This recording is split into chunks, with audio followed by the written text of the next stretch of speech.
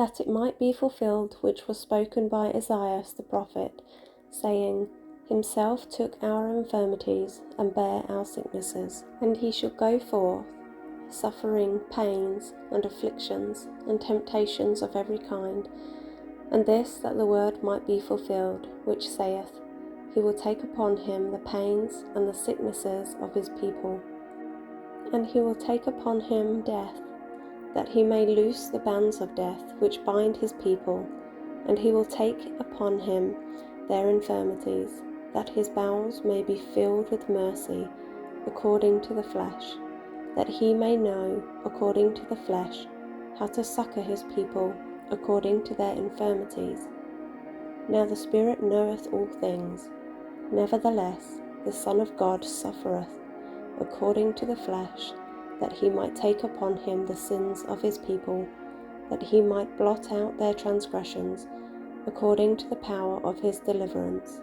And now behold, this is the testimony which is in me. Wherefore it must needs be an infinite atonement. Save it should be an infinite atonement, this corruption could not put on incorruption. Wherefore the first judgment which came upon man must needs have remained to an endless duration. And if so, this flesh must have laid down to rot, and to crumble to its mother earth, to rise no more. O the wisdom of God, His mercy and grace! Then Pilate therefore took Jesus and scourged him, and the soldiers plaited a crown of thorns, and put it on his head, and they put on him a purple robe, and said, Hail, King of the Jews! And they smote him with their hands.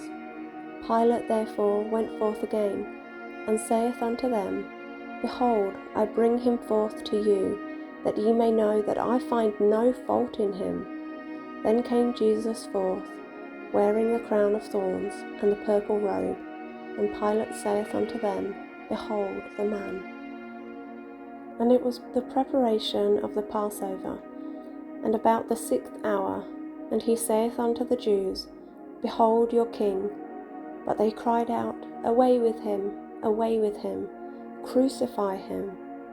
Pilate saith unto them, Shall I crucify your king?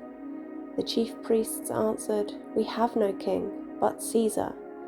Then delivered he him therefore unto them to be crucified. And they took Jesus, and led him away. And he, bearing his cross, went forth into a place called the place of a skull, which is called in the Hebrew Golgotha, where they crucified him, and 2 others with him, on either side, with Jesus in the midst. And Pilate wrote a title, and put it on the cross, and the writing was, Jesus of Nazareth, the King of the Jews. And it came to pass in the 34th year, in the 1st month, on the 4th day of the month, there arose a great storm, such an one as never had been known in all the land. And there was also a great and terrible tempest, and there was terrible thunder, insomuch that it did shake the whole earth, as if it was about to divide asunder. And there were exceedingly sharp lightnings, such as never had been known in all the land. And it came to pass that there was thick darkness upon all the face of the land, insomuch that the inhabitants thereof, who had not fallen, could feel the vapour of darkness. And there was not any light seen, neither fire nor glimmer, neither the sun, nor the moon, nor the stars, for so great were the mists of darkness which were upon the face of the land. And it came to pass that it did last for the space of 3 days, that there was no light seen. The 1st day of the week cometh Mary Magdalene early, when it was yet dark, unto the sepulchre, and seeth the stone taken away from the sepulchre. Mary stood without at the sepulchre weeping, and as she wept, she stooped down and looked into the sepulchre. Jesus saith unto her, Woman, why weepest thou? Whom seekest thou?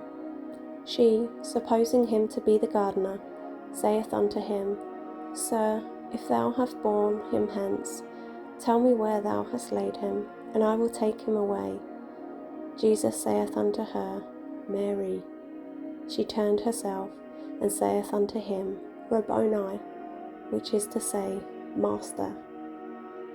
Then the same day at evening, being the first day of the week, when the doors were shut, where the disciples were assembled for fear of the Jews, came Jesus, and stood in the midst, and saith unto them, Peace be unto you. And when he had so said, he showed unto them his hands and his side.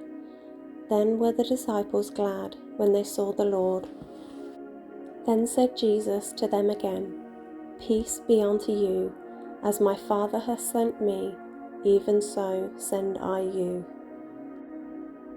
O how great the goodness of our God, who prepareth a way for our escape from the grasp of this awful monster, yea, that monster, death and hell, which I call the death of the body and also the death of the spirit.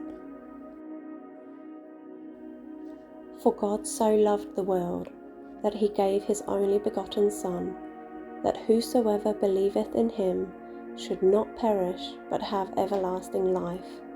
For God sent not his Son into the world to condemn the world, but that the world through him might be saved. For behold, this is my work and my glory, to bring to pass the immortality and eternal life of man.